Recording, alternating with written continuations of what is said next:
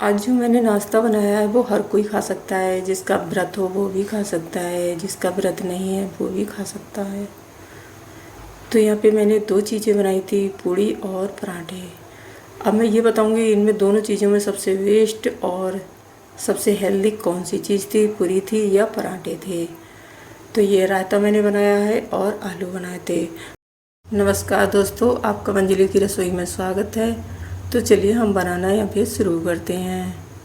सबसे पहले मैंने एक फ्राई पैन लिया है, उसमें मैंने 1 कटोरी साबूदाना डाल दिया है। अब साबूदाना को हम अच्छी तरह से रोस्ट कर लेंगे 4 से 5 मिनट तक, जिससे ये जार में हम जब डालें तो अच्छे से इसका पाउडर बन जाए बारीक सा। जब ये रोस्ट हो जाएगा तो हम अच्छी तरह से इसे सबसे पहले ठंडा कर लेंगे।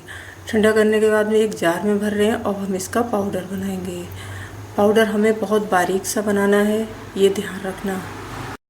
अब हमें एक छलनी से इससे छान लेंगे और देखिए कितनी बारीक से मैंने यहाँ पे पाउडर बनाया है कि सारा छलनी में निकल गया, कुछ भी नहीं बचा।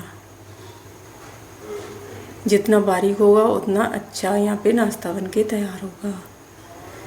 तो ये मैंने छान लिया है और काफ़ी बारीक सा था। यहाँ पे 3 आलू बॉयल किए हुए मैंने लिए हैं, इनको मैं कद्दूकस कर लूँगी और इसी में डाल लेंगे तीनों आलू। आप जितना खाएं उतना आप डाल सकते हैं। मैंने यहाँ पे साबूदाना लिया है तो इस हिसाब से इसकी भी क्वांटिटी उस हिसाब से मैंने रखी है। तो सारे आलूओं को मैंने इस तरह से कद्दूकस कर लिया है। अब मैं इसमें कुछ मसाले डालूँगी। सबसे पहले मैं इसमें डालूँगी 1 चम्मच नमक। ये सेंधा नमक है, आप ये अपने स्वाद अनुसार डालिए। यहाँ पे मैंने आधा चम्मच अजवाइन डाली है और 1 चम्मच मैंने यहाँ पे ऑयल डाला है। थोड़ी सी हरी मिर्च मैंने काट के डाली है तीखे के लिए और हरा धनिया चॉप करके डाला है। अब इन सारी चीज़ों को हम अच्छे से मिक्स कर लेंगे। अभी पानी हमें नहीं डालना है। पानी डालेंगे तो ये हमारा डो जो है वो गीला हो जाएगा और अच्छी से मैश नहीं हो पाएगा। तो सबसे पहले हम इसे मिला लेंगे और अच्छी तरह से इसे मिक्स करेंगे। मिक्स करने के बाद में अगर हमें ज़रूरत पड़ेगी तो हम इसमें पानी ज़रूर लगाएंगे, क्योंकि साबूदाना है, बिना फूला हुआ मैंने बनाया है। तो जब हम इसमें आलू मिलाएंगे तो ये फूलेगा और फूलने के बाद में बहुत टाइट हो जाता है। इसीलिए हल्के हल्के पानी लगाते जाइए और एक रोटी के हिसाब से इसे गूँथ लीजिए। गूँथने के बाद में एक हमने बाउल लिया है और उसमें हम इसे 10 मिनट के लिए एयर टाइट ढक्कन से बंद करके रख देंगे रेस्ट करने के लिए। अब हम यहाँ पे एक फ्राई पैन लिया है, उसमें हम आलू बना रहे हैं। सबसे पहले मैंने यहाँ पे हरी मिर्च डाल दी है चॉप करके, आप जितनी मिर्च खाएं उतनी डाल सकते हैं। फिर मैंने यहाँ पे अदरक और धनिया का पेस्ट बनाया था जो कि आलूओं में बहुत अच्छा लगता है, वो हम इसमें ऐड कर देंगे। अदरक की वजह से इसे हमें थोड़ी देर फ्राई करना है, जिससे अच्छी तरह से ये भुन जाए, नहीं तो फिर अदरक की महक आती रहती है। अब हम यहाँ पे एक टमाटर ऐड कर देते हैं। आपकी इच्छा हो तो आप टमाटर डालिए और इच्छा नहीं हो तो आप नहीं डालिए, स्किप कर सकते हैं। अब मैं यहाँ पे स्वाद अनुसार नमक डाल देती हूँ। नमक भी अपने अकॉर्डिंग डालिए, यहाँ पे जितने आलू थे उस हिसाब से मैंने नमक डाला है।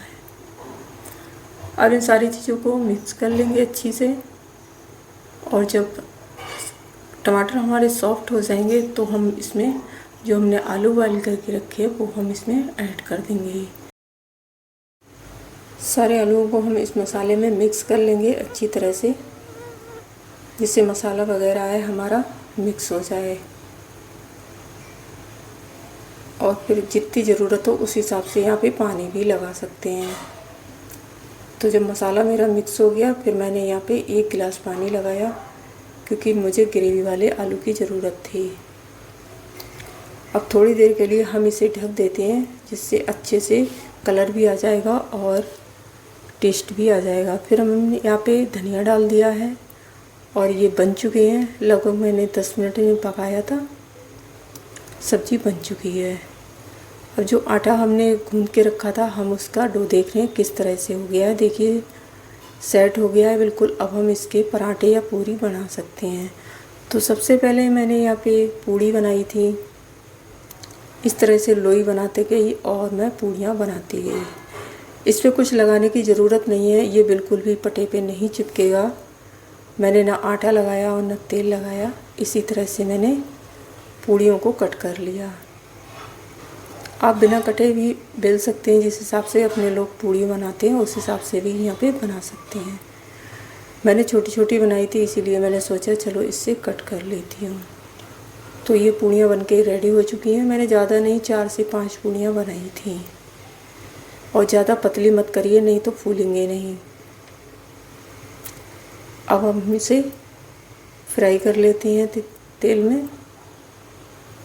और फ्राई करने के बाद में देखिए बहुत जल्दी फ्राई हो गई थी, लेकिन इसमें एक कमी थी, जो साबूदाना है वो तेल ज़्यादा सूखता है, तो इसलिए इनमें काफ़ी तेल था।